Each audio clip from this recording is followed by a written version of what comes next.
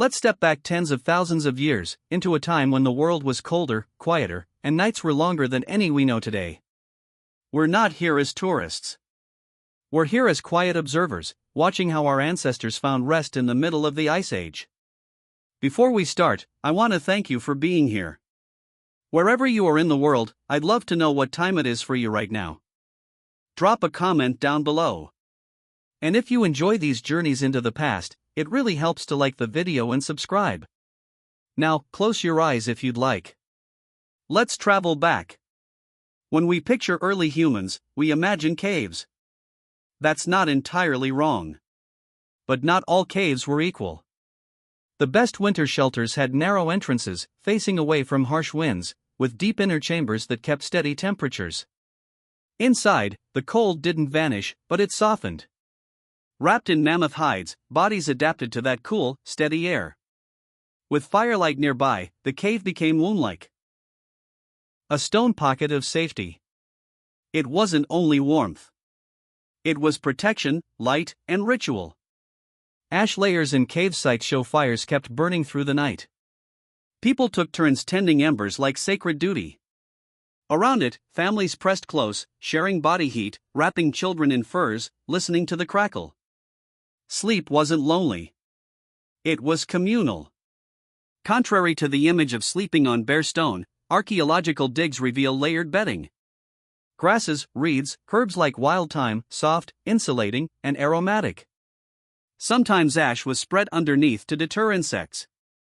Over hides and furs, people built cocoon-like pods. Mammoth or reindeer skins trapped heat efficiently. Sleeping wasn't random. It was carefully prepared. Sleep was a shared act. Families curled into each other like living insulation. Infants nestled against mothers. Elders warmed by the group. Everyone played a part in conserving heat. Anthropologists studying modern cold-adapted cultures like the Nenets of Siberia see the same principle: survival through shared warmth. Without artificial light, people lived by the sun and fire. In winter, days were short, nights long. Many scientists believe Ice Age humans slept in segments: an early sleep after dusk, a calm wakefulness around midnight for tending fires or quiet talk, and a second sleep until dawn. Others suggest long, drifting cycles, 12 or even 14 hours of mixed dreaming and light rest. This wasn't weakness. It was adaptation, in rhythm with the land.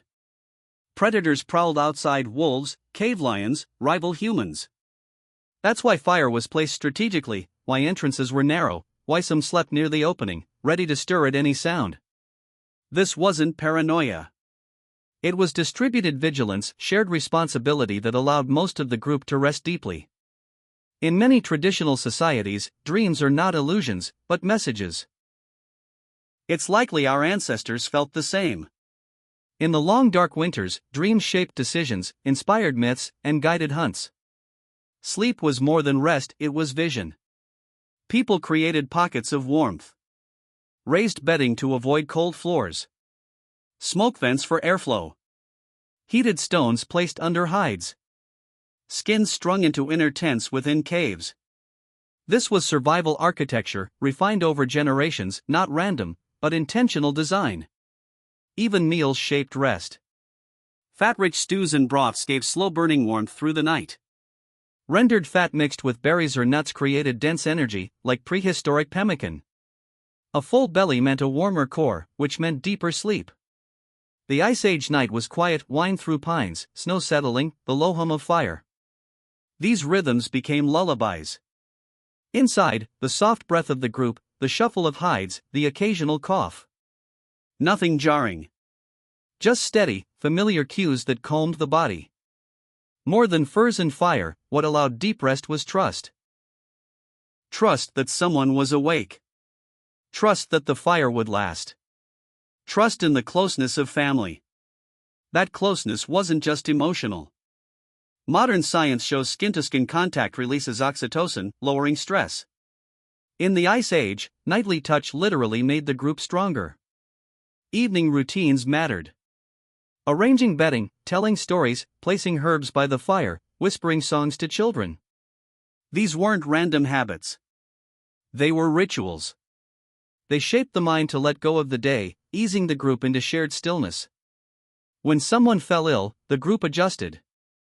The sick were placed near the fire, wrapped tighter, checked through the night. Rest was medicine. It was how the body healed without doctors. Winter wasn't fought, it was accepted.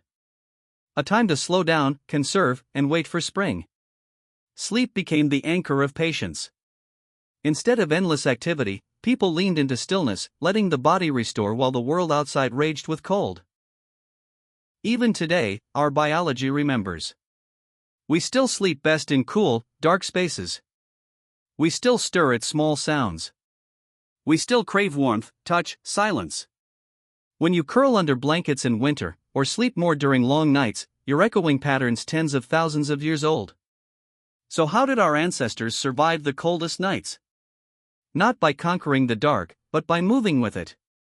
They slept together. They slept long. They slept with fire, with trust, with ritual. And in that rest, they endured. And maybe the lesson is this: sleep is not a weakness. It's one of the oldest forms of strength. Thank you for walking with me through this journey. If you're still awake, let me know in the comments where you're listening from and what time it is. And if this story helped you relax or imagine, subscribe so we can travel together again. Until then, rest well, sleep deeply. You're safe here.